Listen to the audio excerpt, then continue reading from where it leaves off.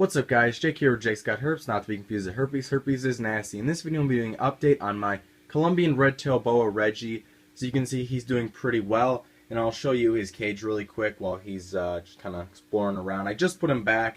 He's a little bit wet because he was just taking a bath, but in his cage I have, it's a 4-foot by 1-foot glass aquarium that he's in, and it seems to house him fine. A lot of the times he just sits in his little stump hide that he really enjoys. I also have a little fake plant here that I just threw in because I had it, and he's on some fresh aspen bedding. I just cleaned out the cage, so everything in here is nice and clean and fresh, which is good. And I have a background in this tank. It's like AstroTurf. It's kind of cool, I guess. It's not like a rainforest background or anything, but this tank had a lot of cracks in it, and I have a lot of this AstroTurf, so I figured I'd try it out, and I like the results. I don't know if I do it again, but I like the way it turned out. And his water dish is just a cat litter pan. I put some rocks in it, and the reason for the rocks is twofold. One, he sits on his water dish like that a lot, not in it, but just on it, and a lot of the times that can flip it over, and he gets the aspen all wet, and it's just not good. And it's more for me to clean, so I put some rocks in it to help weigh it down. I'll probably end up putting more in a little bit later. But also I figured when snakes are shedding, they'll go in their water dish to help loosen up their skin. And I figured if he's loosening up his skin and there's rocks in the dish, that'll help him kind of pull some of it off as well. So those are two reasons I just threw some rocks in there.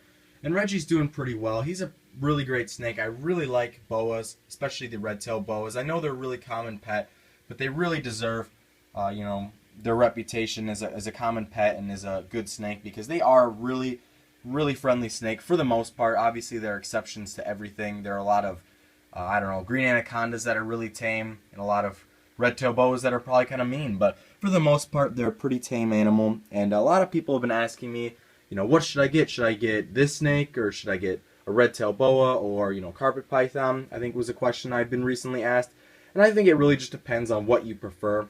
I know a lot of people think that carpet pythons and red tail boas are more of an intermediate level snake, and I guess they can be, but if you start off with a baby, they might be a little bit nippy, but if you can get used to that, that'll probably be the worst you'll ever get. So I'm speaking on behalf of boas and carpet pythons, really. If you start off with a baby, a small baby, they might be a little bit nippy, but as you handle them and as you learn, to not get bitten, that's really the extent of how bad they're going to be. For the most part, they'll grow out of being nippy, and they'll be really calm and tame like this guy. And I really just love this particular boa as well. As you can see, he's got a nice iridescence as well. I don't know if the camera's capturing that, but they're also a very iridescent snake. I know we mostly think of the the rainbow boas for that, but nice iridescence on that snake. But back to what I was saying, this snake is really special to me because of the circumstances that I got him in. For those of you who don't know, I got this snake in sort of a rescue situation. What happened was, there was this lady who was a single mother. I'm assuming, I don't know if she's still a single mother. I didn't ask for digits or anything, but she was a single mother living, and she had a boyfriend who had this snake, and one day he just packed his bags and left, and he left the snake, which is not cool. That's really douchey. I don't recommend you do that. One, walking out on your girlfriend, and two, leaving your animal behind. That's just really poor care.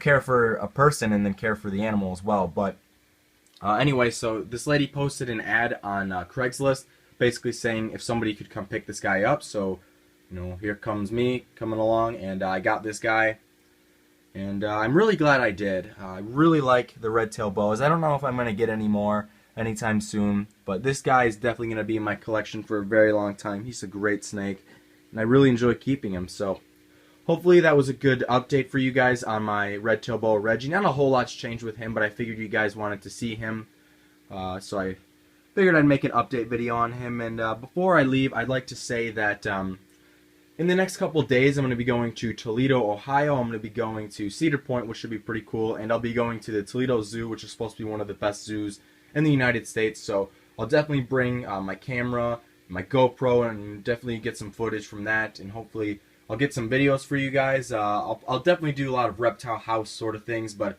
if I see lions and tigers and polar bears and things like that, then I'll probably film those as well, because I am a reptile channel, but I'm also just an animal lover as well. So I figured I'll probably do do some footage of everything. So stay tuned for that, and I'll have some more videos coming up soon.